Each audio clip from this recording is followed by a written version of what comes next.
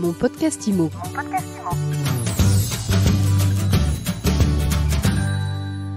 Bonjour et bienvenue dans mon podcast IMO, le podcast qui vous fait du bien.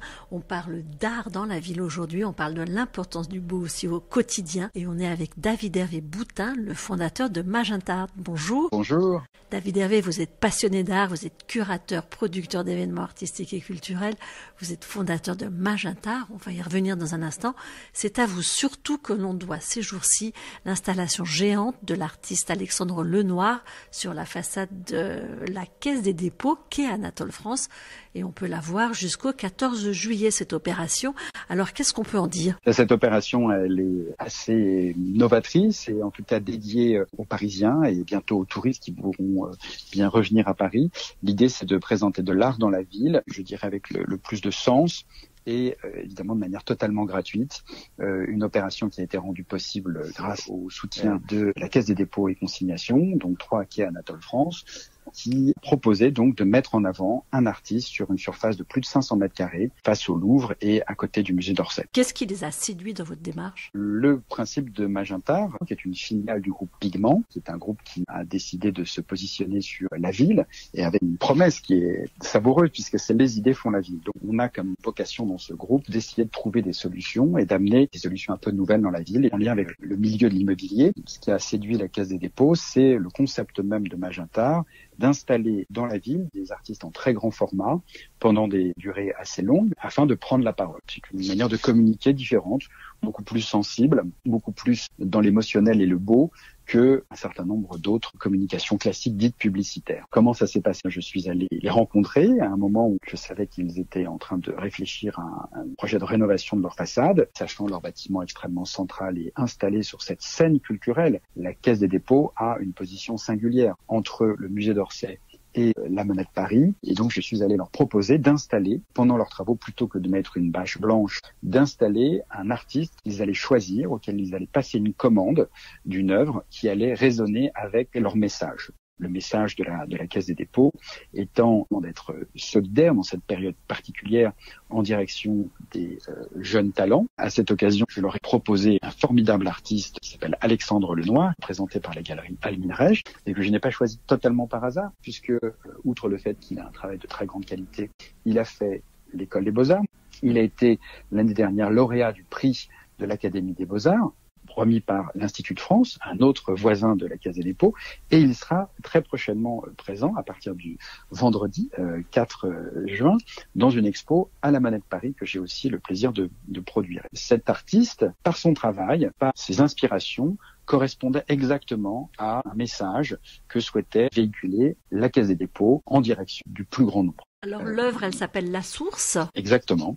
Donc c'est une œuvre issue d'une rencontre entre Éric Lombard, le directeur général de la Caisse, et Alexandre Lenoir, qui, après une discussion, a décidé de se replonger dans ses souvenirs, et il en est arrivé à retrouver ce souvenir enfoui en lui-même d'une rencontre, celle de ses parents, et qui a été donc la source de sa vie quelque part. Et cette œuvre a été conçue comme étant aussi à la source d'une rencontre entre la Caisse des dépôts, le grand public, et Alexandre et le grand public. C'est une commande en fait.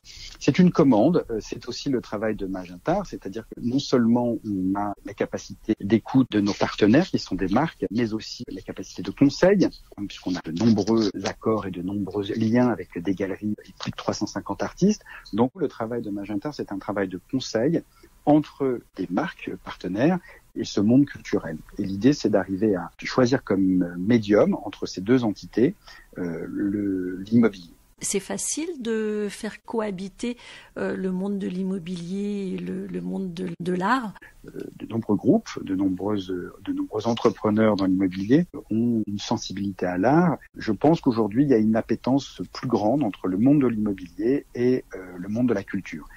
L'innovation de Magenta Art est de proposer des expositions qui ne sont pas simplement à l'intérieur des bâtiments, mais aussi à l'extérieur. Magenta Art va chercher de nouveaux espaces qui ne sont pas classés monument historique et des copropriétés privées et des bâtiments prendre la parole différemment. Et c'est tout le projet de Magenta Art que d'avoir cette médiation culturelle entre des artistes, le monde de l'art et le monde de l'immobilier. Les fragments d'œuvres que nous avons imprimés avec mon partenaire Terre Rouge sont 2 fragments de l'œuvre originale qui fait 2 mètres par 2 mètres 50 et qui est montrée jusqu'au 14 juillet de 11h à 17h dans la Caisse des dépôts. C'est une exposition qui est gratuite. Ça permet de créer un échange entre l'extérieur et l'intérieur. Notre idée, c'est vraiment non seulement de mettre de l'art dans la ville, mais d'apporter une médiation dans la ville aussi par rapport à l'art. On a une palissade de chantier qu'on a habillée sur 60 mètres carrés, qui explique à la fois le travail d'Alexandre Lenoir, son mode opératoire de création, mais qui donne aussi la parole à la Caisse des dépôts, qui explique pourquoi elle a désiré choisir et de soutenir le travail d'Alexandre. Et puis, on a aussi un QR code qui renvoie vers un site dédié sur lequel on peut, avec un très beau et long reportage, rentrer plus avant dans le travail d'Alexandre. Comment l'idée vous est venue ? Tout simplement, j'ai la chance de pouvoir courir sur les quais de Seine et étant moi-même très proche de l'école des Beaux-Arts de Paris, courant sur les quais, j'avais d'un côté à droite des immenses publicités qui, de mon point de vue, défiguraient des bâtiments historiques. Je me disais, c'est quand même incroyable qu'on ait une école comme celle des Beaux-Arts qui, en revanche, elle produit des talents, les exporte dans le monde entier et en face au Louvre, et que eux, pour le coup, on n'arrive pas à montrer leur art et leur travail. Je me disais, ce serait tellement plus intéressant de pouvoir voir leur travail sur des très grands formats. Et c'est comme ça que cette idée est née. Et je me suis dit, voilà, pourquoi ne pas remplacer ces très grandes bâches publicitaires par des œuvres d'art? Après, évidemment, c'est posé la question du financement. Alors, j'allais y venir. Le modèle économique, après, c'est pas tout à fait le même. Non, c'est pas du tout le même. Et encore une fois, Magenta ne propose pas d'opérer des opérations sur les bâtiments classés monuments historiques. Ces bâtiments classés monuments historiques ont besoin d'argent pour se rénover et donc sont accompagnés par des très grands players de l'immobilier, très connus, internationaux, qui vont donc proposer à des marques de mettre des publicités sur des très grands formats. Vous envoyez place de la Concorde, sur les quais et dans plein d'autres endroits. Ça, c'est pour les bâtiments classés monuments historiques.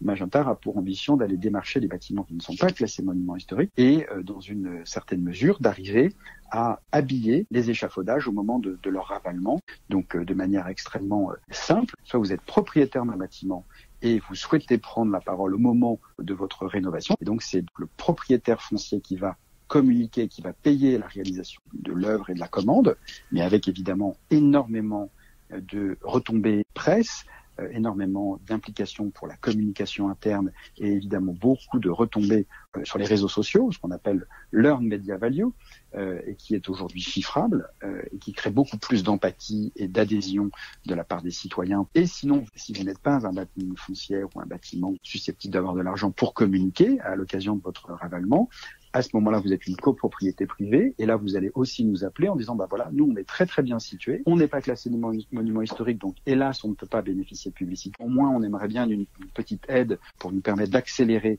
la rénovation de notre bâtiment. Est-ce que vous pourriez trouver une marque partenaire qui pourrait nous aider? Et donc, moi, je vais ensuite démarcher un certain nombre de marques partenaires que je sais sensibles à l'art et à la culture et on va choisir une œuvre d'art qui va porter les valeurs de cette marque partenaire, et de trouver une coïncidence, une émotion partagée entre la marque partenaire et le propos d'un artiste. Et quand j'ai trouvé donc l'artiste et la marque, à ce moment-là, je peux aller confirmer à cette copro privée que la marque non seulement soutiendra l'artiste, mais également participera à la rénovation. Je dirais que tout le monde est gagnant. La marque qui va payer beaucoup moins cher que la publicité et avoir beaucoup plus de visibilité. La copropriété qui va se voir inciter à accélérer la rénovation de son bâtiment. Et donc, ça va être beaucoup mieux pour la ville aussi. Le quatrième gagnant de ce dispositif est évidemment l'artiste qui parfois est représenté par une galerie, mais parfois ne l'est pas, et bénéficie d'énormément d'articles de presse et de retombées. Et bien évidemment, il est payé pour prestation. Est-ce qu'il y a une taille de copropriété privée minimum pour faire appel à vous? Alors je dirais que si vous avez une petite copropriété mais qui est très très bien située, les grands axes passants, que ce soit le boulevard Saint-Germain, la place Vendôme, l'avenue des Champs-Élysées, les quais, nous ce sont des bâtiments, même si ce sont des petites copropriétés qui peuvent évidemment nous intéresser. Et après, on peut être aussi intéressé par communiquer aux abords du canal Saint-Martin ou sur le boulevard Haussmann ou dans des endroits où des marques vont être intéressées aussi de prendre la parole. Merci beaucoup David Hervé Boutin. Je rappelle que vous êtes le fondateur de Magenta. Merci d'avoir été avec nous aujourd'hui et on vous retrouve pour une autre opération à la Monnaie de Paris. Ah oui, merci de nous accompagner sur cette exposition qui s'appelle Artistes à la Une Together, avec le petit jeu de mots sur le Together, mais avec le H-E-R, qui veut évidemment symboliser notre attachement en faveur des femmes. C'est une opération que nous aurions dû montrer en 2020 et qui a été reportée du fait du Covid. Et ce sont 26 artistes internationaux qui ont réalisé le portrait de 26 femmes iconiques et inspirantes. Et parmi les femmes portraiturées, vous aurez par exemple Svetlana Alexievich, qui est une écrivain prix Nobel de la paix. Vous avez Penélope Cruz, mais aussi Alexandria Ocasio-Cortez, qui est une femme politique américaine. Aussi, bien évidemment, nous aurons Marjane Satrapi, Vivienne Westwood, Kamala Harris, Jane Campion, Chimamanda Ngozi Adichie, voilà. Et ces portraits ont été réalisés par des femmes et des hommes artistes comme Laurent Grasso, Eva Jospin, Jules de Balincourt, Adèle Abdessemed, Omen Guyenne, Pruni Nourri, Jean-Michel Otoniel, plein d'artistes formidables qui se sont prêtés au jeu. Ces œuvres seront vendues aux enchères par Arcurial le 30 juin et toutes ces œuvres seront vendues au profit de causes défendues par ces femmes. Merci beaucoup en tout cas d'avoir été avec nous aujourd'hui dans mon podcast IMO. Alors bien sûr, vous pouvez retrouver cet épisode sur toutes les plateformes de téléchargement. Partagez l'épisode, commentez, laissez-nous des commentaires, des étoiles, parce que nous, ça nous fait toujours plaisir. Mon podcast IMO. Mon podcast IMO.